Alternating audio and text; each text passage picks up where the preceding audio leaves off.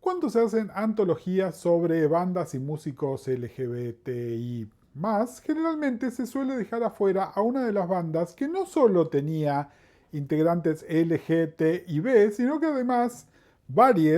además fue devastada por la pandemia VIH-Sida y que activamente siempre usaron sus plataformas para la difusión de otros artistas de la diversidad y la agenda de la diversidad. Claro que sí, hoy vamos a hablar de los queridísimos B-52s o los B-52 como les gusta decirnos acá. Mientras me echo un poquito de spray en el batido, les recuerdo que soy Gustavo Casal, soy psicólogo de profesión, soy comunicador por elección, soy un charlatán que no tiene remedio y estoy buscando la intersección entre la cultura popular y la cultura LGTBIQ. Antes de meterme con Fred y Kate y Ricky y Cindy y Keith y Athens, Georgia, primero salto a lo verdaderamente importante que son mis anécdotas autorreferenciales y el, por supuesto, contexto histórico. Verán, históricamente, en épocas más sencillas o más complicadas según cómo las vean, donde había múltiples compañías discográficas globales en lugar de las 2 o 3 que tenemos hoy en día, era imposible que todas estas compañías tuviesen una representación en nuestro país. Entonces entraban en arreglos de licencia unas con otras y así salían con suerte los discos que nos llegaban por acá. Una de las compañías llamadas grandes que históricamente estaban ausentes hasta los años 80 en nuestro país era Warner o UEA como se la conocía globalmente. Cuando finalmente abrieron sus oficinas acá, empezaron a salir todo tipo de discos que normalmente otra compañía interesada solamente en el catálogo grande o popular de la compañía no hubiese elegido para que salieran en nuestro país. Entre esos discos editados, tipo 83, 84, estaban Wild Planet y Party Mix. Recuerden lo que les vengo diciendo de la música de baile, de la crítica, de divertirse y de todo eso, bla, bla, bla, bla, bla. ¿Cómo me entero yo de la existencia de la banda y de estos discos? Bueno, resulta que yo en esa época me relacionaba bastante con la muchachada del barrio donde me crié y especialmente con un par que eran un poquito más grandes que yo, 1 o 2 años pónganle, pero que cuando uno tiene 14 años es un montón. Resulta que estos sujetos que nuestras madres mucho no apreciaban porque se armaban sus propios cigarrillos, guiño guiño, estaban enloquecidos, aparte de con todas las cosas paquis clásicas de la época como Charly García o Pink Floyd, con una banda llamada Los B-52. Les juro que en retrospectiva y sabiendo lo que sé y escuchando esos discos y conociendo a esa gente, sigo sin entender exactamente por qué estaban tan enloquecidos con la banda. Pero lo cierto es que se podría decir que en ese momento, en Lanús por lo menos y con la gente que yo me rodeaba, era una banda de moda.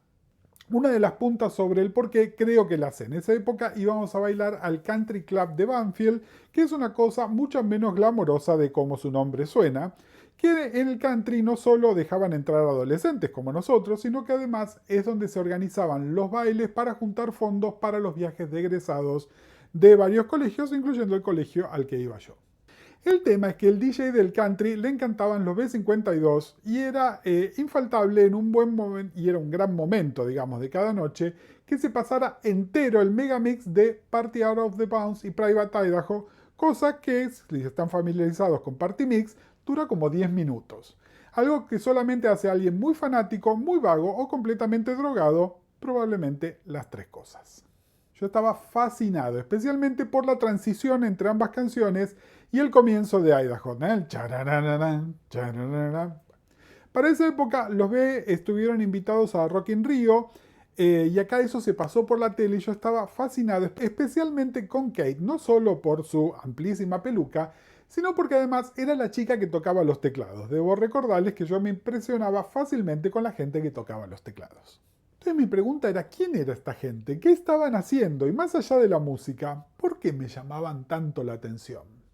Bueno, amigues, claramente los B-52s hablaban el idioma de mi gente, cosa que siguen haciendo hasta el presente y cruzándose varias veces con nuestras vidas. No les voy a hacer toda la genealogía previa en Athens, Georgia, la conexión con R.E.M. y todo eso. Hay un muy lindo documental al respecto que pueden ver.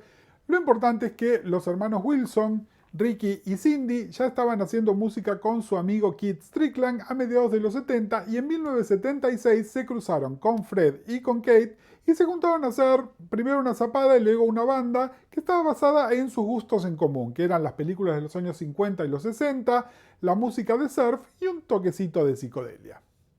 En eso basaron su estética y de ahí salieron los enormes batidos de Cindy y de Kate que justamente llevaban el nombre del bombardero B-52 y es de donde sacaron el nombre de la banda. En muy poquito tiempo los hicieron grabar un single independiente con la canción Rock Lobster, que fue un hit menor pero que hizo que se despertara el interés por la banda en los clubes donde estaba toda la movida en Nueva York. El CBGB's y Max Kansas City, lugares que eran frecuentados por Blondie, por los Talking Heads, por los Ramones, todas bandas que tienen gran afinidad tanto entonces como ahora con los B-52. Todo esto lo lleva a un contrato con una compañía grande, la Warner que les mencionaba más atrás, y la salida de su álbum homónimo en 1979. Acá tengo que hacer jugar este video con el de hace un par de semanas sobre la música disco. Los B-52 en ese momento se entendían como New Wave, aunque casi inaugurando un nuevo estilo al ser considerados una party band, es decir, que hacían pop para divertirse. Chistes al margen, lo que hacían era música de baile, pero en el momento en que la música de baile era el disco. Y eran New Wave, pero estaban demasiado sobreluqueados para ser parte del club New Wave. Y era una banda con dos chicas con peinados escandalosos.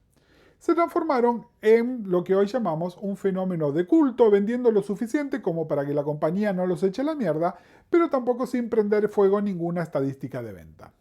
Quedaron sí desde entonces ya como favoritos de los estudiantes de arte, cine, los amantes del camp y del quiche.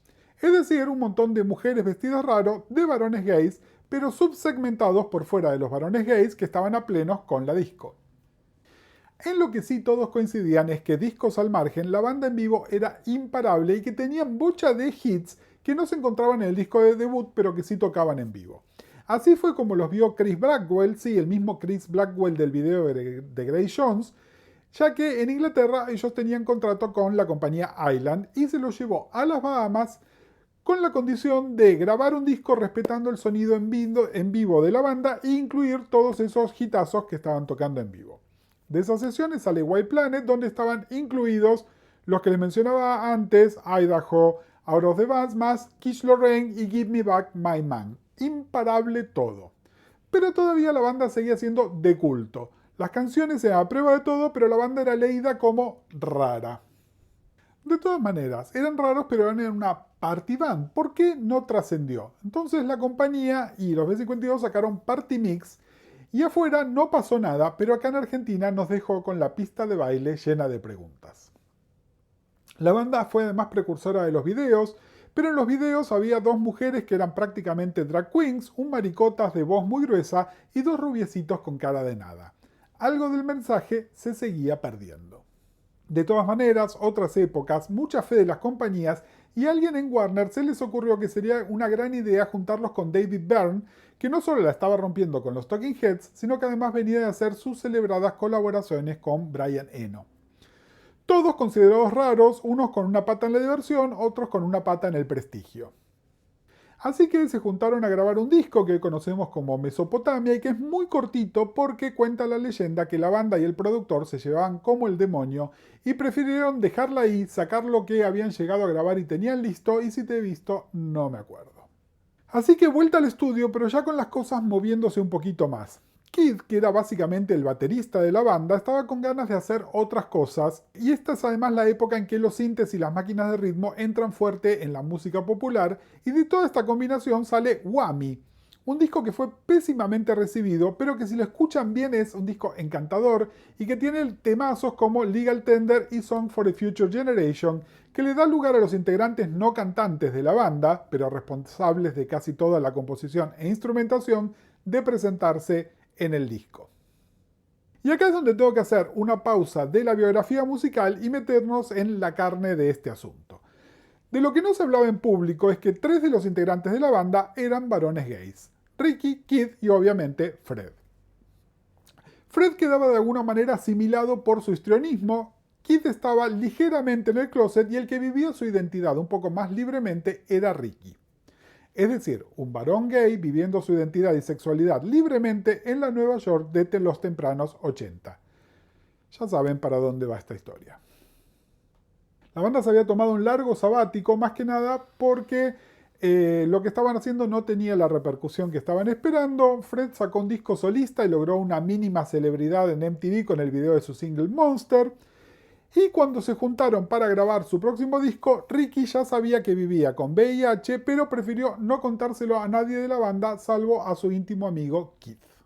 El disco se podría decir que se grabó sin ganas, las composiciones son casi todas individuales en lugar de ser producto del trabajo de la banda en conjunto, y había tensiones sobre si seguir con el sonido de Whammy o no.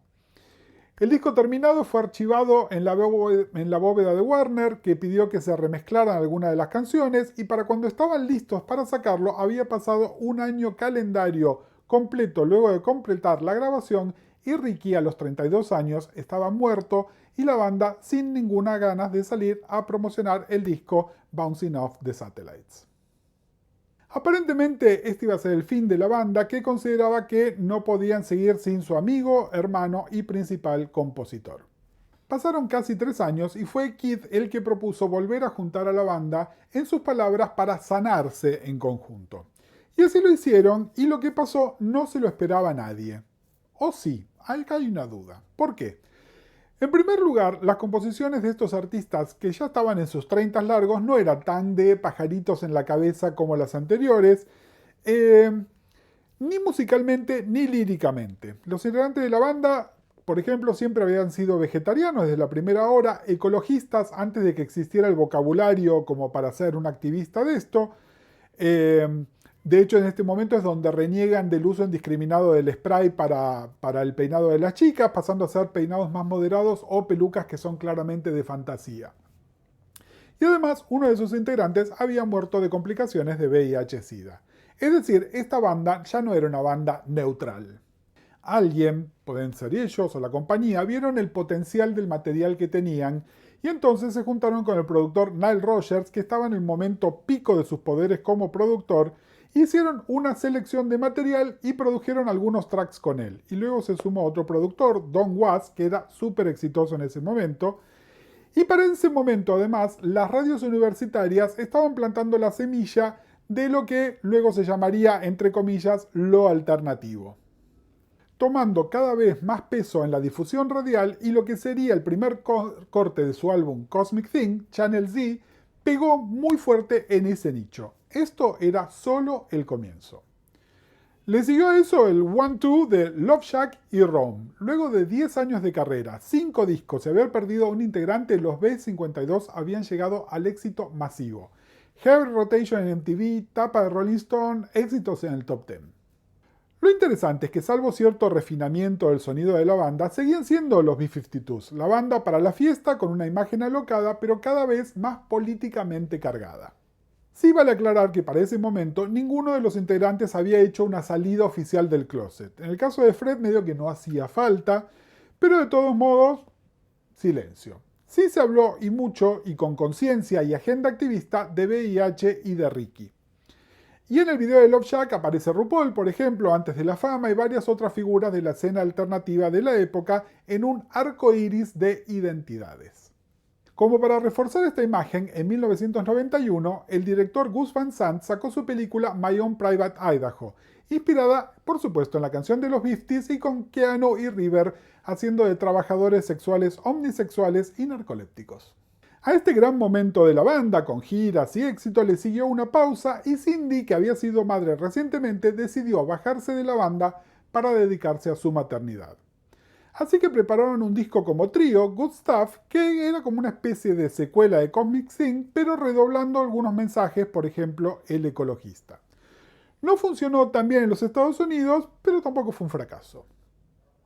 En el resto del mundo tuvo muchísima difusión, incluyendo acá. Y debo admitir, yo soy bastante fan de este álbum que disfrutamos colectivamente con todos los amigues, tanto en su versión normal como en las abundantes remezclas de todos sus cortes, muchas de ellas a cargo de un fresco amigo vegano de la banda llamado Moby.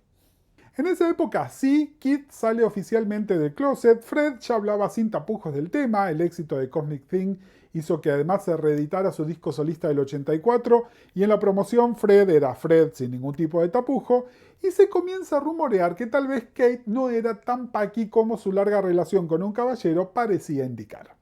Les hacía un llamado sobre la difusión global de Good Stuff porque ese es el álbum que finalmente nos hizo llegar a los B52 a la Argentina después de haber estado tan cerquita pero sin bajar en Rock in Rio.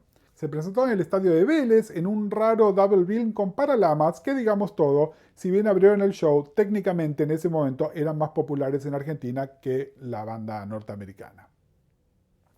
El concierto fue una fiesta.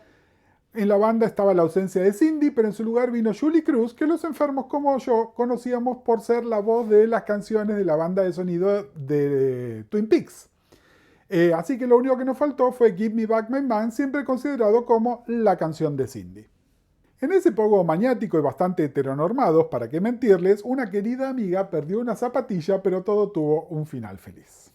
A partir de ese momento, los B52 pasan a ser una especie de pieza de museo con figuras venerables y una especie de chiste interno, y esto incluye múltiples apariciones en proyectos paralelos. Kate, de hecho, tuvo más éxito siendo cantante invitada con Rem y Iggy Pop que con su propia banda, y también participando de proyectos ultra camp como la banda de sonido de la película de los Picapiedras, donde se transformaron en los BC-52, los B52 a.C. Bastante más adelante, para el 98, sale Time Capsule, que es un hermosísimo compilando que además incluía 2 canciones nuevas, incluyendo una donde ellos, que ya estaban para el homenaje propio, decidieron homenajear a su musa, nuestra musa, Debbie Deborah Harry. Para los 2000 vinieron un par de veces a Argentina y tocaron en el Luna Park, ya con Cindy de nuevo en la banda, y nos dimos el gusto de finalmente escuchar Give Me Back My Man en la voz de ella, y para el 2008, cuando vinieron a presentar Funplex, su primer disco en 15 años que los encontraba más vitales que nunca. Hoy siguen girando, aunque Kid decidió no girar más, y digamos todos, ya están todos en edad jubilatoria, y lo que faltaba confirmar lo supimos en el año 2015, cuando Kate se casó con su compañera Mónica Coleman, oficializando entonces que fueron, son y serán la banda más queer de la historia de la música popular. Volviendo a My Own Private Idaho, lo que nos quedamos en el cine Lorca hasta el final de los créditos cuando se estrenó acá en el año 90 y pico, tuvimos el premio que cierra la película y que resume lo que todos pensamos. Gracias a los B52. Bueno, gracias una vez más por sumarse al canal. La verdad que resultamos estar más emocionados de lo que creíamos con los B52s, tanto yo como el editor. Quédense para el postcréditos para ver de qué les estamos hablando. Y nada, si se emocionaron con nosotros nos pueden dejar un cafecito, si están en el exterior nos pueden mandar algo por PayPal. Y como siempre, nos estamos viendo y escuchando. Estaba pensando qué hacer para el postcréditos y se me ocurrió que... ¿Cómo pegaron los B52 acá en Argentina más allá de eso? Es decir, ¿hay unos B52 argentinos? Y la respuesta básica es no. Pero sí es cierto que los B52 fueron la inspiración de muchas de estas bandas que son nuestras propias party bands de la primavera alfonsinista a mediados de los 80. Están los Twists, por supuesto, que tenían como cierta credibilidad rockera por la conexión Charly García, etcétera, etcétera, pero que no dejaban de ser una party band, y la que yo creo que espiritualmente está mucho más cerca, que son las Viuda e Hijas de Rock and Roll, unas favoritas no solo del público LGTB, sino también de los niños muy pequeños. Oficializando que fueron, son y serán la banda más queer de la historia de la música popular. Volvamos que lo voy a leer otra vez. Yo estoy llorando, Sí, ya sé.